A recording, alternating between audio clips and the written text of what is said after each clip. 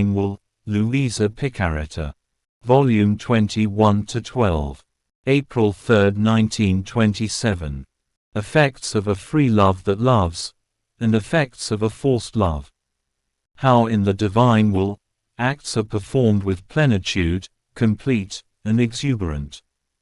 While I was completely afflicted by her deprivation and almost petrified by the pain of seeing myself forgotten by my beloved Jesus, she came out from within me and, placing her hands on my shoulders, placed her head on my chest and breathed deeply, saying, "All await your actions." And as she breathed, she drew into herself all my acts performed in her divine will, and she added, "My daughter, the acts performed in my will are my acts, and that is why I have come to take them with my breath as I breathed upon your breast, because all these acts of yours, being my acts, await all, and I will go and spread them throughout creation so that I may receive throughout the universe the honor of a free act of a creature. This will of a creature, freely, unforced, comes into mine and works, and I receive the honor of a free will. Which is the greatest honor for me, which is fitting for me as God. A free will that loves me and voluntarily annuls itself to make mine and to act in it, is the great wonder of creation, by which all things were created, because they were to serve this free, unforced will to love me, and it, having dominion over all and enjoying all creation, was to serve as the will of all created things, for they have no will. And the creature was to serve as the will of them, to give in each created thing its will and its free love for its creator. And only in my will can the human will spread to all to give such great honor to its creator. My daughter, a will that does not love me freely, but forced, says distance between creature and creator. It says slavery and servitude, it says dissimilarity.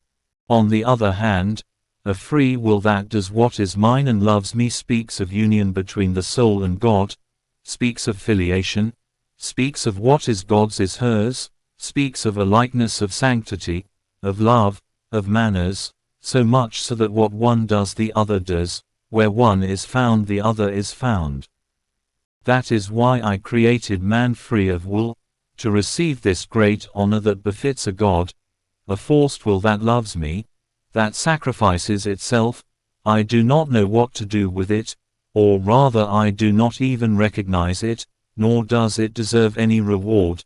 That is why my whole focus is on the soul that of spontaneous will lives in mine.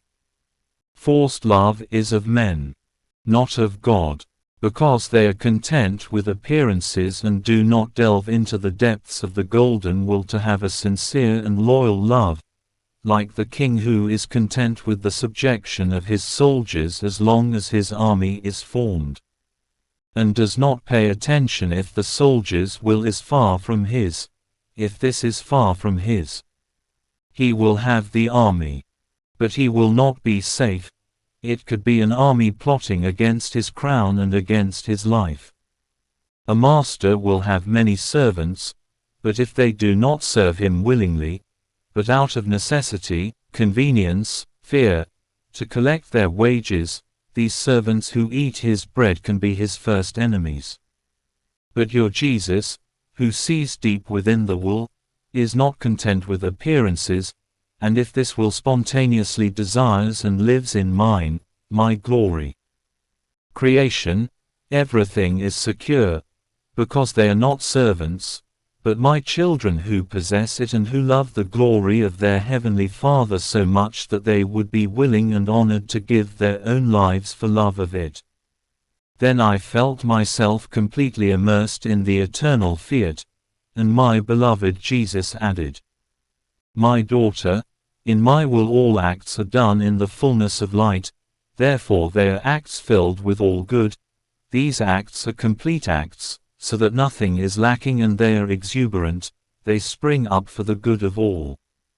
Look, as you in my will called my celestial mamma, the angels and saints to love me, so I felt my mamma's love, the love of the angels, the love of all heaven repeated in you. As you called the sun, the sky, the stars, the sea and all created things around me to give me love, the glory of my works. So I felt repeating in you what I had done in creating the sun, the sky, the stars, the sea, and all the love that I put out in all creation. So the soul that lives in my divine will is the repeater of my acts. Who, bilicating gives me what I have given her. Oh, how your Jesus rejoices in seeing himself given by the smallness of the creature the honors, the love, the glory of its own full, complete and exuberant acts.